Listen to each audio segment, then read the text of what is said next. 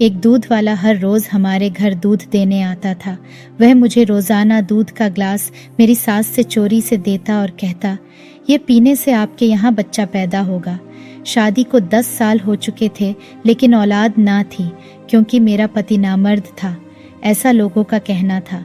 जबकि सच में जानती थी कि वह तो बहुत मोहब्बत करने वाला इंसान था। लेकिन जब से मैंने दूध वाले का स्पेशल दूध का ग्लास चोरी से लेकर पीना शुरू किया था, मेरा पति मुझसे और भी मोहब्बत करने लगा था। बस उसकी एक ही आदत अजीब थी कि अब वह रोज रात को मेरी आंखों पर पट्टी बांध देता था। मुझे यह सब काफी अजीब लगता था, लेकिन उसने मुझे कसम देकर कुछ भी पूछने से मना किया था। मैं अपने पति से बहुत मोहब्बत करती थी, इसलिए मैंने उनसे एक भी सवाल ना किया। दिन भर वह घर से बाहर रहता और जब रात को कमरे में आता तो मेरी आंख पर पट्टी बांध देता। तो मुझे काफी हैरत तो होती थी, लेकिन मैं खामोश रही क्योंकि पति ने कसम दी हुई थी और मैं पति की बात को टाल नहीं सकती थी। मुझे स्कूल के बाद से ही पति और ससुराल वालों की इज्जत और घर के कामों के बारे में ना सिर्फ बताया गया था बल्कि सिखाया भी गया था। इसीलिए मैं सबकी इज्जत करती थी। लेकिन 10 साल गुजरने के बाद भी जब औलाद ना हुई तो सास मुझे अजीब नज़रों से देखने लगी थी। मुझे हमेशा सास से डर लगता था। अगर वह मुझे बांझ होने के ताने देने लगती तो मेरी क्या इज्जत रह जाती। इसलिए मैं सास से दबकर चलती थी। लेकिन जब से उस दूध वाले को काम पर रखा था, वह हमेशा मुझसे पूछता था, तुम्हें औलाद क्यों नहीं हुई? तो मैं भगवान की मर्जी कहकर टाल देती थी। और वाकई यह सब उसी ऊपर वाले के हाथ में था। इसमें मैं या मेरा पति कुछ नहीं कर सकते थे। एक दिन इस दूध वाले ने मुझे एक कोने में ले जाकर कहा, आपको पता नहीं है, आप पर जरूर कोई साया है। शादीशुदा औरतों पर शादी के बाद अक्सर साया हो जाता है, जिसकी वजह से उनको औलाद नहीं हो पाती। हमारे पास एक ऐसी गाय है जो सबसे ज्यादा उम्र वाली है और उसका दूध एक मंत्र पढ़ करके उसे पीने से आप गर्भवती हो जाओगी। दूध वाले की बातें सुनकर मैंने उसके चेहरे को शक की नजर से देखा। यह कैसी अजीब बातें कर रहा है। भला पुरानी गाय का दूध पीने से मैं कैसे गर्भवती हो सकती हूँ? मुझे उसकी बातों पर जरा भी यकीन न आया था। भले ही मैं 5 क्लास पढ़ी हुई थी, लेकिन इन बातों में नहीं आने वाली थी। तुमने क्या मुझे पागल समझा हुआ है जो मैं तुम्हारी बातों पर यकीन करूंगी? अगर मेरी सास को इन सब बातों का पता चल गया तो वह मुझे तलाक दिलवाने में जरा भी देर नहीं करेगी। पहले ही वह इतनी बुरी नजरों से मुझे घूरती है जैसे बच्चा पैदा करना मेरे हाथ में हो। न बाबा न मैं यह सब कभी नहीं करूंगी। मैंने उसे मुंह पर ही साफ मना कर दिया था, लेकिन वह मेरे मना करने के बावजूद भी मुझे कहता रहा, अरे डर क्यों रही हो? और आपकी सास भी इसीलिए मुंह बनाती है क्योंकि उसे औलाद चाहिए, वह वारिस चाहती है। अगर एक बार आप गर्भवती हो गई, वह आपके गुण गाएगी। सारा सारा दिन देख लेना। और सास को या किसी और को बताने की क्या जरूरत है जब मैं उसे नहीं बताऊंगा? और तुम भी नहीं बताओगी तो कैसे पता लगेगा? तुम बेकार में इतना सोच रही हो, यह काम करके देख लो। दूध वाले ने मुझे सच का आईना दिखाकर लालच दिया था। फिर मैंने उससे सोचने का वक्त मांगा। मुझे आज सोचने का वक्त दो, यह कहते हुए मैं अपने कमरे की तरफ चल दी। जब मैंने उसे सोचने का वक्त लिया तो यूं लगा जैसे वह दूध वाला बड़ा बेचैन है कि बस कैसे भी मैं हाँ कह दूं। न जाने मेरी हाँ कहने के पीछे उसका क्या मकसद था, लेकिन उसकी बातों में दम था। मैं कोई गलत काम करने तो नहीं जा रही थी, बस औलाद के लिए दूध ही तो पीना था। फिर अगले दिन मैंने वापसी में उसे हाँ में जवाब दे दिया, जिसे सुनते ही उसके चेहरे पर एकदम से अजीब सी मुस्कुराहट आ गई थी, जिसे मैंने नोटिस नहीं किया था। बस मैं मान गई थी क्योंकि मुझे भी अब औलाद चाहिए थी। मैं इन बातों पर यकीन न करने के बावजूद हामी भर चुकी थी और अब मैं सबसे चोरी चोरी वह दूध पीती थी। जैसे ही दूध वाला दूध देने आता तो आगे पीछे देखता, जब कोई नजर न आता तो जल्दी से गिलास मेरे आगे बढ़ा देता, जिससे मैं एक ही सांस में पी जाती थी। और जब से मैंने दूध वाले से वह दूध लेकर पीना शुरू किया था, मुझे खुद में एक अजीब सी ताकत महसूस होने लगी थी। मुझे अपने शरीर में बदलाव महसूस हो रहा था। अब मुझे यूं लगता था जैसे मेरी सास मुझ पर नजर रख रही हो। उस दिन जब मैं दूध का ग्लास जल्दी से पीकर मुड़ी ही थी तो मेरी सास मेरे बिल्कुल पीछे खड़ी मुझे ही घूर कर देख रही थी। उसे यूं खुद को गौर से देखते पाकर मेरे तो डर के मारे पसीने ही छूट गए थे। उसने अपने दुपट्टे के पल्लू से मेरे होंठ के पास से दूध साफ किया और कहने लगी, बहू, अगर दूध इतना ही पसंद है तो अंदर जाकर ग्लास में डालकर पी लेती। ये बच्चों की तरह पूरे बर्तन को मुंह लगाने की क्या जरूरत थी। अब बाकी क्या, सब तुम्हारा झूठा दूध पिएंगे। अगर तुम्हारी माँ तुम्हारी अच्छी परवरिश करती तो यह सब देखने को ना मिलता। अब मेरा मुंह क्या देख रही हो, जाओ और जाकर दूध को गर्म करो, सास ने गुस्से से कहा था। और उसकी बातें सुनकर मुझे अंदाजा हो गया था कि शुक्र है उसे यह ना मालूम हुआ कि मैंने दूध वाले से अलग ग्लास में दूध पिया है, बल्कि उसे तो लगा था कि मैंने पतीले को मुंह लगाया है। मैंने जल्दी से सास से माफी मांगी और दूध गर्म करने चली गई थी। लेकिन सास की बातों पर कुछ देर के लिए मेरा रंग सफेद पड़ गया था, जिसकी वजह से पक्का सास को अब दाल में कुछ काला लग रहा होगा। मैंने सोच लिया था आज के बाद अगर कभी ऐसा हुआ तो अपने चेहरे के हाव भाव बिल्कुल नॉर्मल रखूंगी और बिल्कुल भी घबराना नहीं है। आजकल मेरा पति भी मुझे अच्छे से वक्त दे रहा था, जिसकी वजह से मैं काफी खुश रहने लगी थी। लेकिन आंखों पर पट्टी होने की वजह से मैं जल्द ही नींद की वादियों में उतर जाती थी। अब मैं भाग भाग कर सास के काम करने लगी थी। इस बीच एक बहुत ही अजीब बात हुई कि सास ने अब दूध वाले को हमारे घर के पिछले वाले क्वार्टर में रहने के लिए अनुमति दे दी। अब वह रोज सुबह को जाता और दूध लेकर आ जाता था। मुझे सास की यह हरकत कुछ खटकी थी, लेकिन यह दूध वाला उस गांव के अमीर लोगों में से था। उनका अपना अच्छा खासा दूध का कारोबार था, इसलिए अगर वह कभी कभी होते तो गरीबों पर मेहरबान हो जाते थे। इसलिए मैंने ज्यादा देर इस बात के बारे में नहीं सोचा, लेकिन मुझे अब ऐसा लगने लगा था कि मेरी सास मुझ पर नजर रख रही है। मैं जहाँ जाती मेरी सास पता नहीं वहाँ कैसे पहुँच जाती थी। और अब सास का इस तरह से दूध वाले को घर में रहने की अनुमति दे देना, यह सब जोड़ने की कोशिश करती तो सर में दर्द शुरू हो जाता, लेकिन कोई भी सुराग हाथ नहीं आ रहा था। मुझे अजीब सी बेचैनी और दिल में अजीब अजीब ख्याल आने लगे थे। अब तो यूं महसूस होने लगा था जैसे वह दूध वाला मुझे घूर घूर कर देखता हो, लेकिन मैं इन सब को अपना वहम समझ रही थी। दूध पीते हुए मुझे 1 महीना हो चुका था।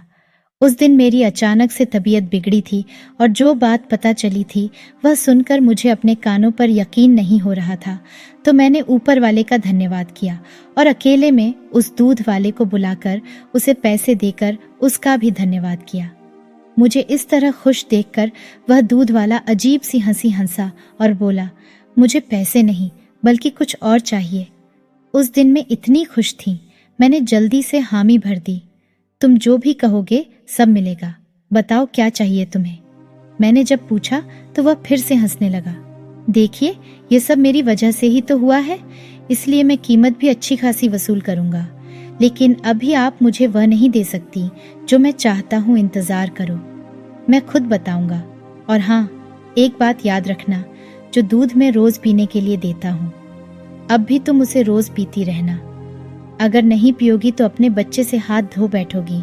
मैं इससे ज्यादा कुछ नहीं बता सकता। वह वहां से चला गया था, लेकिन मेरी खुशी में भंग डाल गया था। अब तो मैं गलती से भी वह दूध पीना नहीं भूल सकती थी, क्योंकि इतने सालों बाद यह खुशी नसीब हुई थी। मेरी सास तो सबको मिठाइयाँ बांट रही थी। हवेली को फूलों से सजाया गया था। पूरे गांव की दावत रखी गई थी। मेरी सास बहुत ही अच्छी थी। मुझे यह सब देखकर रोना आ गया था। शायद गर्भवती होने की वजह से मेरे शरीर में बदलाव आ रहा था, जिसकी वजह से मैं कभी रोने लगती तो कभी हंसती थी तो कभी गुस्सा करने लगती थी। इस बीच मेरी सास मेरा बहुत अच्छे से ख्याल रख रही थी, एकदम से जैसे मेरी कदर बढ़ चुकी थी। सही कहा था उस दूध वाले ने, सब सही हो जाएगा, और वाकई सब सही हो गया था। लेकिन अब रोज मुझे दूध का गिलास देने पर दूध वाले की कोई ना कोई शर्त होती थी। एक दिन तो उसने मुझे 1 घंटा अपने पांव दबाने का कह दिया था। अब मैं यह सब करती हुई काफी परेशान रहने लगी थी। अगर सास को या मेरे पति को यह सब पता चल जाता तो मेरी कितनी बदनामी होती। सब लोगों के दिल में यह ख्याल भी आ सकता था कि मेरा बच्चा ही नाजायज है। नहीं, मैं यह सब नहीं होने दे सकती थी। मैंने सोच लिया था अब कुछ ना कुछ तो करना ही पड़ेगा, वरना तो मैं बुरी तरह फंस सकती थी। मैंने सोच लिया था अब मैं दूध ही नहीं पीऊंगी तो दूध वाला फरमाइशें कैसे करेगा।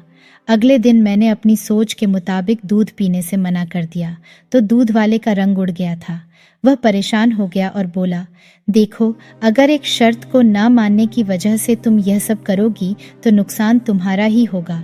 मैं बता रहा हूँ, अभी तो मैंने सिर्फ अपने कपड़े धोने को कहा है, लेकिन अगर शाम को तुम खुद चलकर मेरे पास आई तो तुम्हें मेरे लिए खाना अपने हाथों से न सिर्फ बनाना पड़ेगा बल्कि मुझे खिलाना भी पड़ेगा।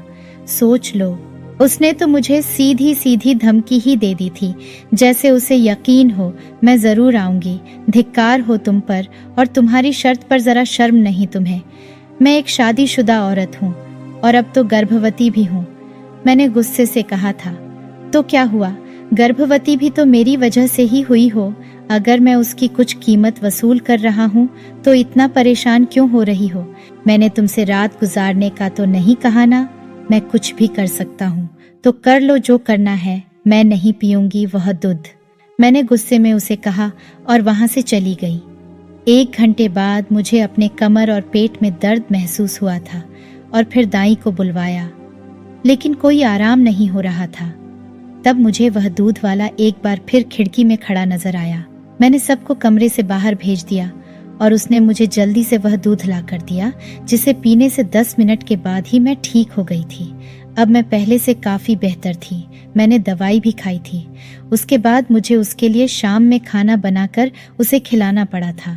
सास ने खाना बनाने को मना भी किया, लेकिन मैं अब ठीक हूँ कहकर खाना बना दिया और बाद में कपड़े धोकर स्त्री अपनी काम वाली से करवाकर उसे खुद देने गई थी। और उसके बाद यह सिलसिला यूं ही चलता रहा था। मेरा 8वां महीना लग चुका था। सब बच्चे के लिए सामान खरीदने लगे थे और मैं भी अब खुश थी। एक बार बच्चा पैदा हो जाए तो दूध वाले का वह हाल करवाऊंगी, सारी जिंदगी याद रखेगा। पिछले कुछ महीने बहुत भारी गुजरे थे। मुझे अपने पति के बजाय उस दूध वाले के सारे काम करने पड़ रहे थे, वह भी छुप छुप कर, सिर्फ इस वजह से कि एक बार मेरा बच्चा सही सलामत इस दुनिया में आ जाए। लेकिन इसी बीच एक बड़ा अजीब वाकया हुआ था। मेरे पैरों पर सूजन आ गई थी। मैं सहन में बैठी नौकरानी से अपने पैरों की मालिश करवा रही थी कि बाहर से शोर की आवाज आने लगी। मैंने जल्दी से उस नौकरानी को एक साइड किया और खुद जाकर बाहर देखने लगी तो वहां पर वह दूध वाला खड़ा मेरी सास से झगड़ा कर रहा था। मैंने ताज्जुब से सास और दूध वाले को देखा। सास ने दूध वाले को जाने का इशारा किया, लेकिन वह अपनी जगह से हिला तक न था, डीठ बना वहीं खड़ा रहा। मुझे उसकी इस हरकत पर बहुत गुस्सा आ रहा था। अब वह मेरे अलावा लोगों पर भी अपना हुक्म चलाने लगा था। आखिर इस सब की वजह क्या थी? वह क्या साबित करना चाहता था? और फिर वह मेरे पास आकर बोला, ये बच्चा जो तुम लेकर घूम रही हो, ये मेरा बच्चा है। उसकी बात सुनकर तो मेरी रूह कांप गई थी। डर के मारे मेरा जिस्म कांपने लगा था। वह यह क्या कह रहा था कि मेरे होने वाले बच्चे का बाप वह है? ऐसा कैसे हो सकता था? क्या वह एक नया ड्रामा कर रहा था या बस धमकी देकर बदनाम करने की कोशिश कर रहा था? सास ने गुस्से में आकर उसे थप्पड़ दे मारा था और एक अलग जगह ले जाकर अपने कमरे से एक अखबार में कुछ छुपा कर ला कर दिया था। जहां तक मुझे समझ आ रहा था, शायद वह पैसे ही होंगे। तो क्या वह सच कह रहा था? जो सास ने उसे मुंह बंद रखने के लिए पैसे दिए थे, क्या वाकई यह बच्चा मेरे पति का नहीं बल्कि उस दूध वाले का था? अगर यह सब सच था तो क्या मेरी सास ने जानबूझकर यह सब कराया था? लेकिन वह क्यों ऐसा चाहती थी? अपने ही बेटे की पत्नी के साथ ऐसा करके एक नाजायज बच्चे को क्यों पैदा करवाना चाहती थी? और उन सब से भी ऊपर एक और बात थी, क्या मेरे पति को अपने माँ बाप के बारे में सारी सच्चाई का पता था? क्या वह भी इन सब में शामिल था? लेकिन कोई इज्जतदार मर्द ये सब ऐसे कैसे कर सकता था कि उसकी पत्नी को कोई और भी इस्तेमाल करे? ये सब बातें सोच सोच कर मैंने अपनी तबीयत खराब कर ली थी। अगले दिन मैं बुखार में तप रही थी। सब लोग मेरे लिए यहाँ से वहाँ भाग दौड़ कर रहे थे। मेरा पति मेरे लिए जिस कदर परेशान था, उससे मैंने यही अंदाज़ा लगाया था कि वह अपनी माँ की सच्चाई से बेखबर है। अभी तो यह बात भी कंफर्म करनी थी कि यह बच्चा वाकई दूध वाले का है या फिर मेरे ही पति का, क्योंकि मुझे तो ऐसा कोई भी हादसा याद नहीं था जिसकी वजह से मैं यह सब कहती कि यह बच्चा मेरे पति का नहीं, और मैं अपने पति से सीधा पूछकर उसे शर्मिंदा भी नहीं करना चाहती थी। अब मैंने सोच लिया था कोई ऐसा तरीका या प्लान बनाऊंगी जिससे सच का पता भी चल जाए और पति के दिल को ठेस भी ना पहुंचे। मैंने बच्चे की पैदाइश के बाद उसका छुप कर टेस्ट करवाने का सोचा था, लेकिन जरूरी नहीं जैसा हम सोचे वैसा ही हो। मेरे साथ उससे भी बुरा होने वाला था। एक ऐसा सच सामने आने वाला था जिसके बारे में मैंने कभी भी नहीं सोचा था। अगले कुछ दिनों में मैं दोबारा से बिल्कुल सही हो चुकी थी, लेकिन एक दिन मेरी सास नजर नहीं आ रही थी और ना ही कोई नौकर नजर आ रहे थे। पति तो आते ही रात को थे। अभी मैं कमरे में ही थी कि कोई अचानक से मेरे कमरे में आया। उससे पहले मैं उसको देखकर चिल्लाती। इसने मेरे मुंह पर रुमाल रखकर मुझे बेहोश कर दिया। उसके बाद मुझे नहीं पता कि मैं कितनी देर तक बेहोश रही। अगली बार जब मेरी आंख खुली तो मैं एक बहुत ही शानदार कमरे में थी। मैंने घबरा कर दरवाज़ा खोलने की कोशिश की, लेकिन नाकाम हो गई। मैं बिस्तर पर बैठी रो रही थी। मुझे पता था यह सब उस दूध वाले का ही काम था। शायद मेरी सास भी इन सब में उसके साथ शामिल थी। मैं नहीं जानती थी वह दोनों मिलकर मेरे साथ क्या करना चाहते थे। पहले दूध पिलाकर पता नहीं क्या किया कि मैं गर्भवती हो गई। उसके बाद मुझे ब्लैकमेल करना, फिर सास का दूध वाले की बातें मानना, उसे ढेरों पैसे देना, उसके बावजूद भी मेरा ख्याल रखना, ये सब मेरी सोच से बाहर था। और अब मेरा इस तरह किडनैप होना सब कुछ अजीब और बहुत ही डरावना था। अगर किसी को मेरी किडनैपिंग का पता लग जाता तो सब मुझे भगोड़ी और बदचलन कहकर बुलाते। मैं सोच सोचकर और ज्यादा रोने लगी थी। उसी समय दरवाजा खुला था और मेरे शक के मुताबिक वह वही दूध वाला था। उसे देखते ही मैंने उसके सामने हाथ जोड़ लिए। मुझे जाने दो, मैंने क्या बिगाड़ा है तुम्हारा? क्यों मुझे यूं सारी दुनिया के सामने बदनाम करना चाहते हो? मैं किसी को कुछ नहीं बताऊंगी। मैं उसकी मिन्नतें कर रही थी, लेकिन वह खामोश बैठा, बस मुझे सुन रहा था और मुझे देखे जा रहा था। देखो, तुम जितना कहोगे मैं इतने पैसे देने के लिए तैयार हूँ, लेकिन मेरे साथ ऐसा मत करो। मुझ पर यूं इल्जाम मत लगने दो। अगर मैं घर ना गई सब मुझे बदचलन समझेंगे। मैं तुम्हारे आगे हाथ जोड़ती हूँ, मुझे छोड़ दो। मैं तुम्हारी सारी बातें मानूंगी, सारे काम भी करूंगी, लेकिन मुझे जाने दो। इस बार वह मेरी बात को सुनकर अचानक मुस्कुरा पड़ा था और बोला, यह सब तुम सच जानने के बाद भी अपनी मर्जी से करोगी, इसलिए मुझे उसकी परेशानी नहीं। लेकिन अब जो मैं तुम्हें सच बताने जा रहा हूँ, ध्यान से सुनना, क्योंकि मैं सिर्फ बोलूंगा नहीं बल्कि सबूत भी दिखाऊंगा। सच बताने के बाद मैं खुद तुम्हें घर छोड़कर आऊंगा, लेकिन उस घर जहां तुम जाना चाहोगी। दूध वाले ने मुझसे कहते ही बोलना शुरू कर दिया था। मेरा संबंध उसी गांव से है जहां तुम्हारी सास का घर है, और यह बात शादी से पहले की है। मेरा बाप नशा करता था, जिसकी वजह से उसने अपनी ही बेटी को जुए में हार दिया था। और जब लोग उसे लेने आए तो मैंने बहन को बचाने के लिए जल्दी से अपने ही बाप को उनके हवाले कर दिया और कहा कि इसे चाहे मार दो, लेकिन मेरी बहन को छोड़ दो। मगर वह लड़के ना माने। मैंने उनके सर में डंडे मारे, अपनी बहन को साथ लिया और वहां से भागकर अपने घर चला गया। फिर वहां से तुम्हारी सास के पास चला गया और उनसे मदद मांगने लगा। लेकिन उसने मेरे सामने एक शर्त रखी, जिसकी मैंने अच्छे से सुने बिना ही हामी भर ली। फिर उसने मेरे बाप को जेल भिजवा दिया और साथ ही उन लोगों को भी। मेरे बाप को नशा न मिलने की वजह से उन्होंने गुस्से और जज्बातीपन में आकर वहीं पर आत्महत्या कर ली। उसके बाद मैंने अपनी बहन की जल्द ही शादी करवा दी, लेकिन तुम्हारी सास की शर्त सुनकर मैं हैरान रह गया। वह जैसा जैसा कहती गई मैं बिल्कुल वैसा ही करता गया था। उनका बेटा नामर्द था, उसकी पहली 3 तलाकें हो चुकी थीं। इस बार उसने मुझे शादी करने को कहा। दुनिया वालों के सामने अजय की शादी हुई थी, जो उसका बेटा था। लेकिन असल में शादी तुम्हारी और मेरी हुई थी। मेरा नाम भी अजय ही है। उसने कहा था, जल्दी बच्चा पैदा नहीं करना है, देर से बच्चा पैदा करना है, जिसकी वजह से तुम उसकी मुट्ठी में ही रहती और उसकी शुक्रगुजार रहती। जब अजय तुम्हारी आंख पर पट्टी बांधता था तो तब मैं कमरे में आता था और वह चला जाता था। वह बस पति होने का ड्रामा कर रहा था। मैं दूध में पहले तो तुम्हें ऐसी दवाई पिलाता था जिससे तुम में ताकत आए और तुम गर्भवती ना हो, और जब उन्होंने कहा कि अब बच्चा चाहिए तो मैंने वह दवाई बदल डाली।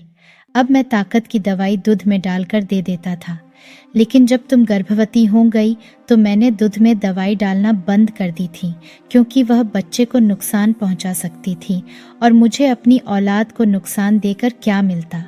उस दिन दूध पीने से जब तुम मना कर रही थी तो मैं डर गया था कि मेरा राज खुल जाएगा, इसलिए कुछ भी बोल दिया।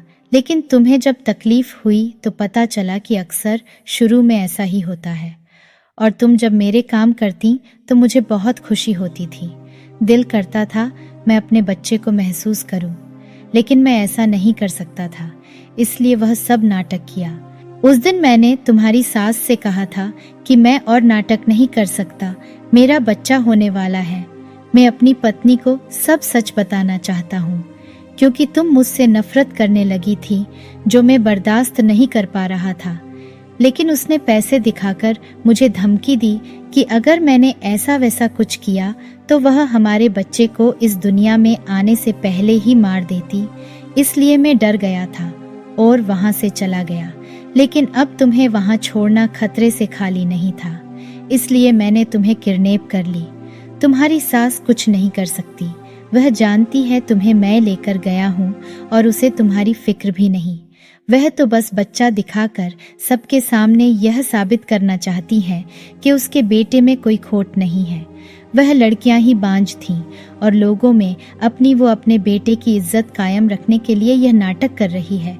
जब वह चुप हुआ तो मैं खामोश अपनी जगह पर बैठ गई।